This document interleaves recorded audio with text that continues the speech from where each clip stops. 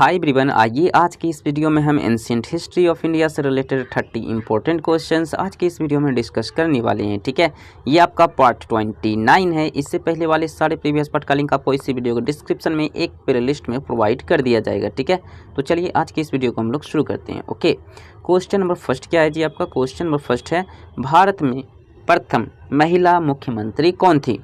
तो भारत में प्रथम महिला मुख्यमंत्री का नाम था सुचेता कृपलानी। सुचेता कृपलानी जो थी भारत की प्रथम चीफ मिनिस्टर बनी थी। ठीक है, नेक्स्ट, स्वतंत्र भारत के प्रथम गवर्नर जनरल का क्या नाम था जी?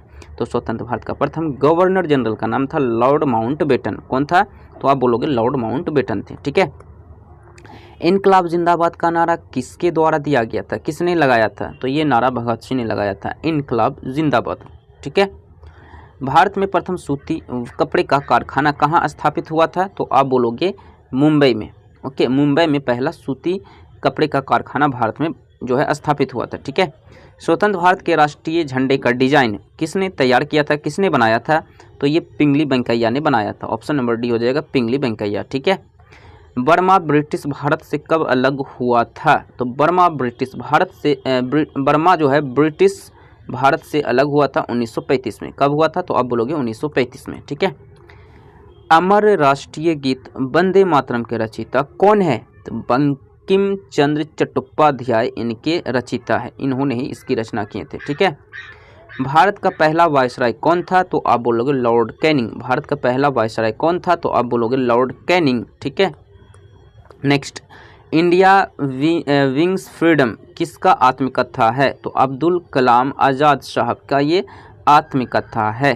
ठीक है, नेक्स्ट, किस वर्ष बंकिम चंद्र चट्टोपाध्याय आनंद मठ लिखा था?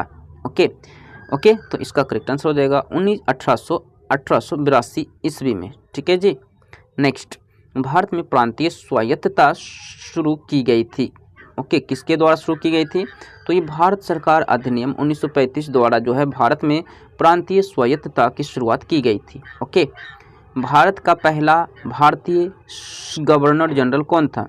तो भारत का पहला भारतीय गवर्नर जनरल का नाम था सी राजगोपालाचारी। सी राजगोपालाचारी। पहला भारतीय कमांडर इन चीफ कौन था? पहला भारतीय कमांडर इन चीफ थे general KM. Cariappa. KM. Cariappa. Bharat का अंतिम गवर्नर जनरल कौन था जी? तो आप बोलोगे सी राजगोपालाचारी भारत के अंतिम गवर्नर जनरल थे। ठीक है, नेक्स्ट, कोलकाता, बम्बई और मद्रास में उच्च न्यायालयों की स्थापना यानी हाई कोर्ट की स्थापना कब हुई थी?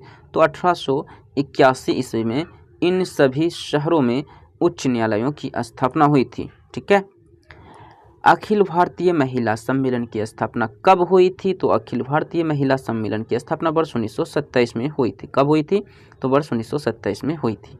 ओके, पुर्तगाली संस्कृति के अवशेष भारत में कहाँ पाए जाते हैं? पुर्तगाली संस्कृति के अवशेष भारत के गोवा में पाए जाते हैं। ठीक है, उपन्यास नील दर्पण का अंग्रेजी में अनुवाद किसने किया था? तो उपन्यास नील दर्पण का अंग्रेजी में ट्रांसलेट किए थे मधुसूदन दत्त ने। मधुसूदन दत्त ने। ओके, नेक्स्ट, भारत किसके वायसराय काल में स्वतंत्र हुआ? तो भारत जो है माउंटबेटन के वायसराय में स्वतंत्र हुआ था। ओके, नेक्स्ट, बंगाल का पहला गवर्नर जनरल कौन था जी? तो बंगाल का पहला गवर्नर जनरल का नाम था वारेन हेस्टिंग्स। कौन थे? वारेन हेस्टिंग्स थे। ठीक है, नेक्स्ट, ब्रिटिश संसद का सदस्य बनने वाला पहला भारतीय कौन था? तो ब्रिटिश संसद का सदस्य बनने वाला पहला भारतीय का नाम था दादा भाई नौरोजी। ठीक है, नेक्स्ट, भारतीय राष्ट्रीय कांग्रेस के प्रथम मुसलमान अध्यक्ष कौन थे? तो भारतीय राष्ट्रीय कांग्रेस के प्रथम मुसलमान अध्यक्ष का नाम था बदरुद्दीन तैयबजी। कौन थे? तो बदरुद्दीन तैयबजी इनका नाम था। ओके, किस वायसराय के शासन में पहला उद्योगशाला अधिनियम पारित किया गया था जी? तो ये किया गया था लॉर्ड रिपन के लॉर्ड रिपन के शासन में। Okay, option number C correct answer हो जाएगा आपका, लॉर्ड रिपन।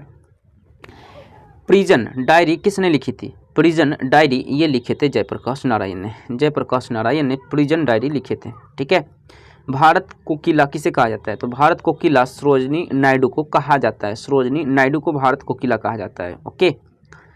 इंडिया हाउस कहाँ स्थित है? तो आप बोलोगे ये इंडिया हाउस लंदन में स्थित है। कहाँ स्थित है? तो ये लंदन में स्थित है। भारतीय विश्वविद्यालय अधिनियम किसने लागू किया था? तो लॉर्ड कर्जन ने। भारतीय विश्वविद्यालय अधिनियम किसने लागू किया था? तो आप बोलोगे लॉर्ड कर्जन ने इसे लागू किया था। ओके। बंगाल का पहला गवर्नर जनरल कौन था? तो लॉर्ड वारेन हेस्टिंग जो थे बंगाल का प्रथम गवर्नर जनरल थे। ठीक है। राष्ट्रीय गीत किस उपन्यास से लिया गया है जी? तो ये आनंद मठ उपन्यास से लिया गया है राष्ट्रीय गीत। ओके। नेक्स्ट है फ्रंटियर गांधी किसे कहा जाता है? तो फ्रंटियर गांधी कहा जाता है खान अब्दुल गफ्फार खान को। किसे कहा जाता है? खान अब्दुल गफ्फार खान को फ्रंटियर गांधी कहा जाता है। ठीक है। Option number B correct answer हो जाएगा। ठीक है। सो इसी तरह मिलते हैं नेक्स्ट वीडियो में। Like share and subscribe. So thank you.